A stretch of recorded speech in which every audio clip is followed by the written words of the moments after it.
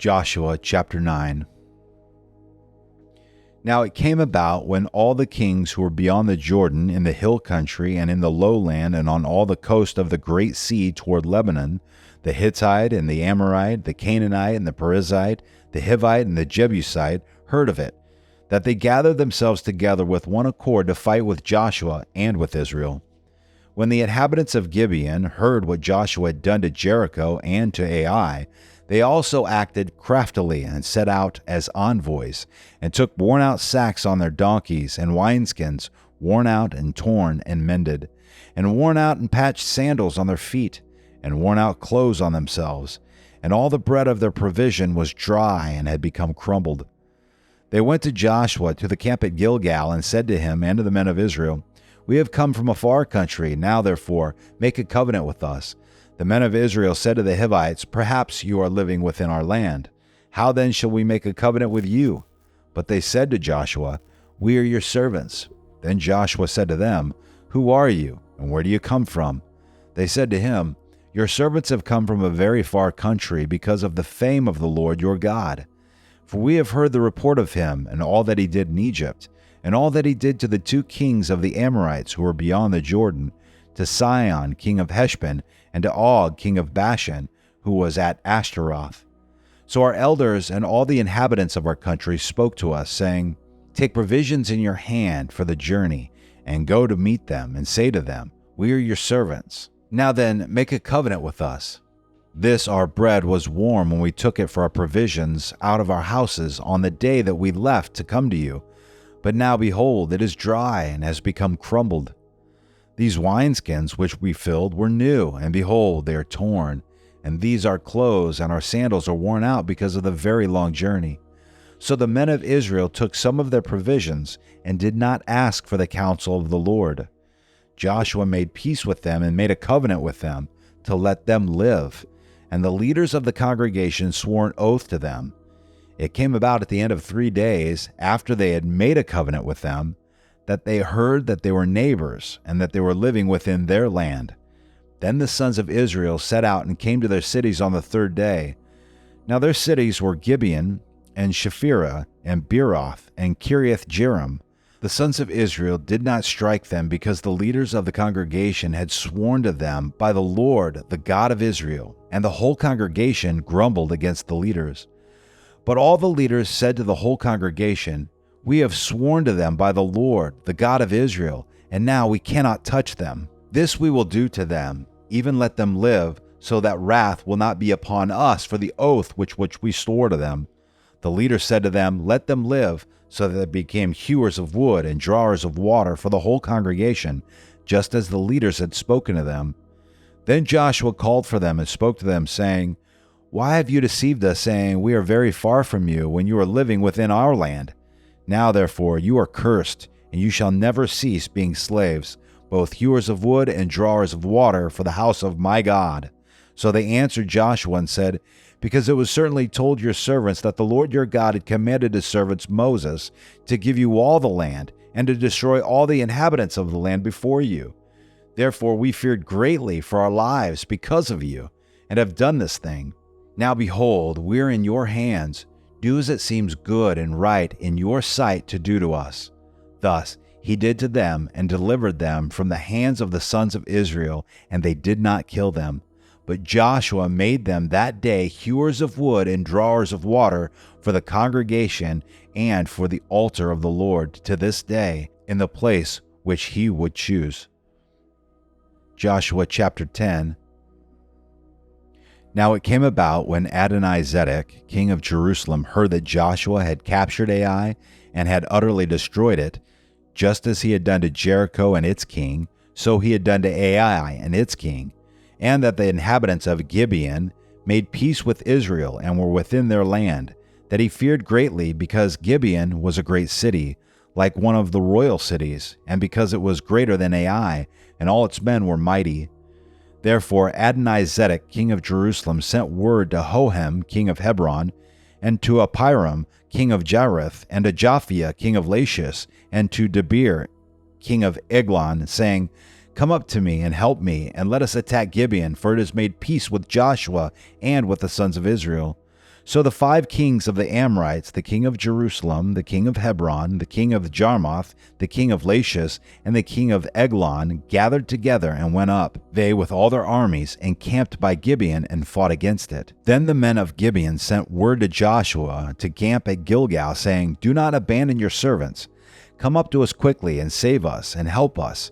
For all the kings of the Amorites that live in the hill country have assembled against us." So Joshua went up from Gilgal, he and all the people of war with him, and all the valiant warriors. The Lord said to Joshua, "Do not fear them, for I have given them into your hands. Not one of them shall stand before you." So Joshua came upon them suddenly by marching all night from Gilgal, and the Lord confounded them before Israel, and he slew them with a great slaughter at Gibeon, and pursued them by the way of the ascent of Beth-horon, and struck them as far as Azekah and Makkedah. As they fled from before Israel while they were at the descent of Beth-horon, the Lord threw large stones from heaven on them as far as Azekah, and they died. There were more who died from the hailstones than those whom the sons of Israel killed with the sword.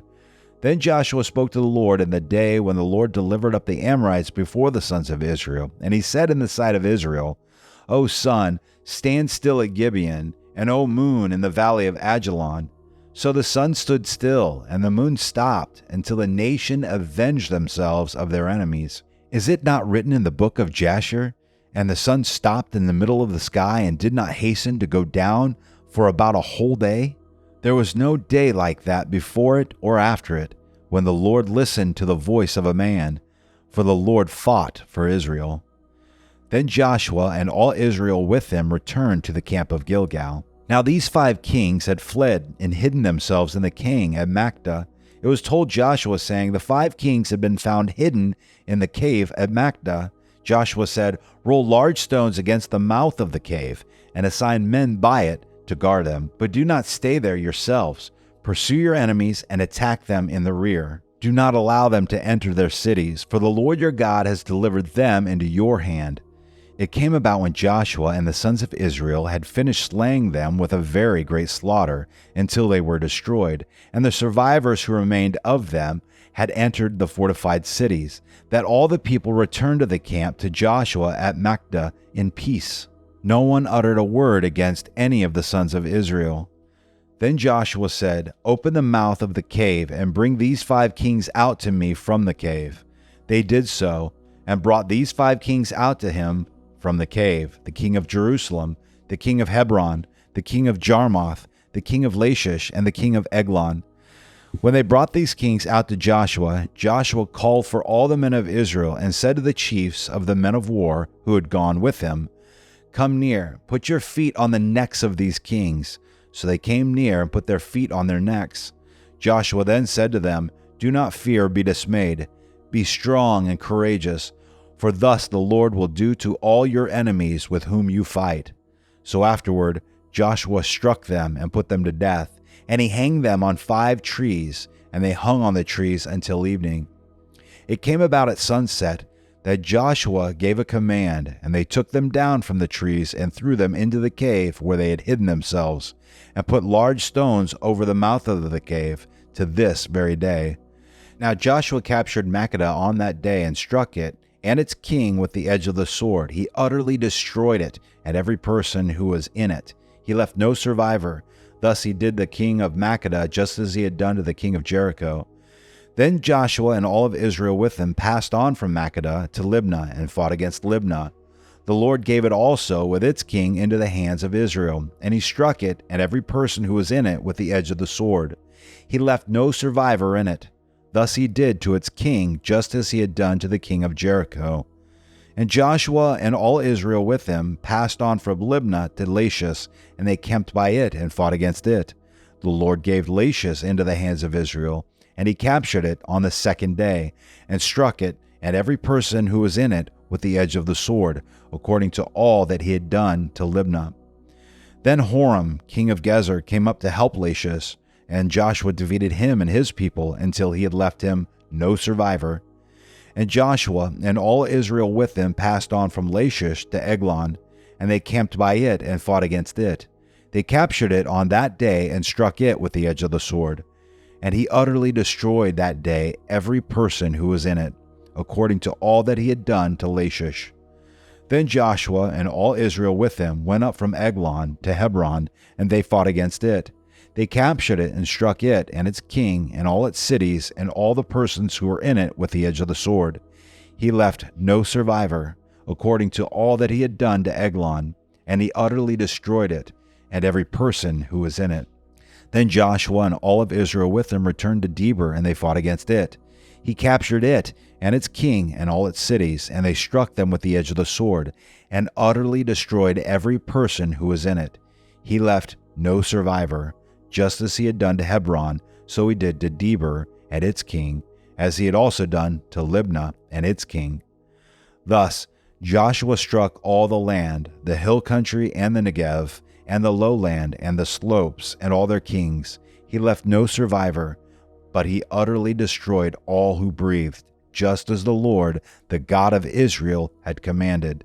Joshua struck them from Kadesh Barnea even as far as Gaza, and all the country of Goshen even as far as Gibeon.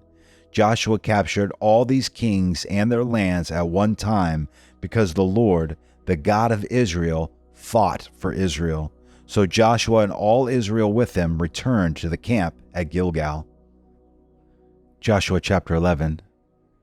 Then it came about when Jabin, king of Hazor, heard of it, that he sent to Jobab, king of Madon, and to the king of Shimron, and to the king of Ashaph, and to the kings who were of the north in the hill country, and in the Arabah, south of Chinnereth, and in the lowland, and on the heights of Dor on the west, to the Canaanite on the east and on the west, and the Amorite, and the Hittite, and the Perizzite, and the Jebusite in the hill country, and the Hivite at the foot of Hermon in the land of Mizpah. They came out, they and all their armies with them, as many as people as the sand that is on the seashore, with very many horses and chariots. So all of these kings, having agreed to meet, came and encamped together at the waters of Merom to fight against Israel.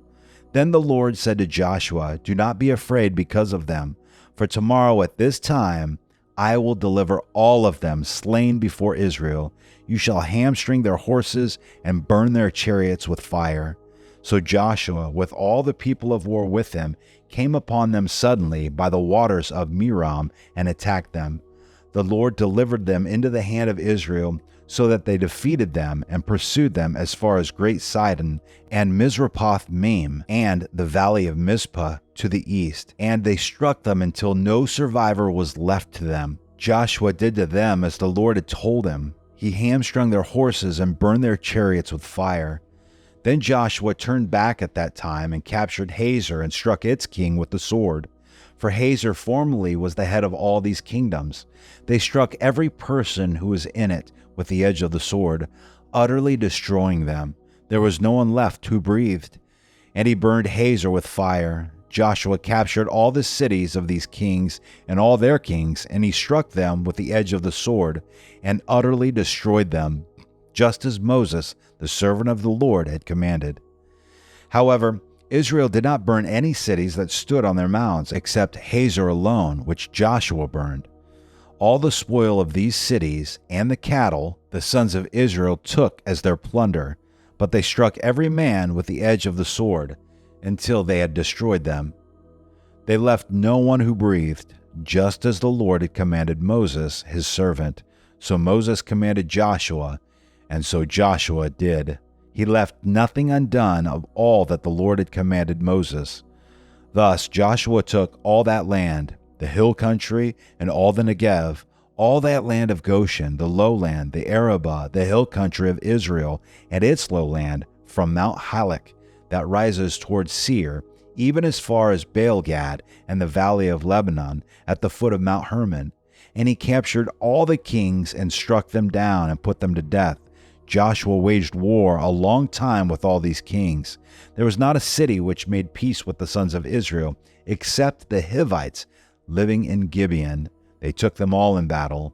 For it was of the Lord to harden their hearts, to meet Israel in battle, in order that he might utterly destroy them, that they might receive no mercy, but that he might destroy them, just as the Lord had commanded Moses. Then Joshua came at that time and cut off the Anakim from the hill country, from Hebron, from Debir, from Anab, and from all the hill country of Judah, and from all the hill country of Israel. Joshua utterly destroyed them with their cities. There were no Anakim left in the land of the sons of Israel, only in Gaza, in Gath, and in Ashdod some remained. So Joshua took the whole land, according to all that the Lord had spoken to Moses, and Joshua gave it for an inheritance to Israel, according to their divisions by their tribes. Thus the land had rest from war.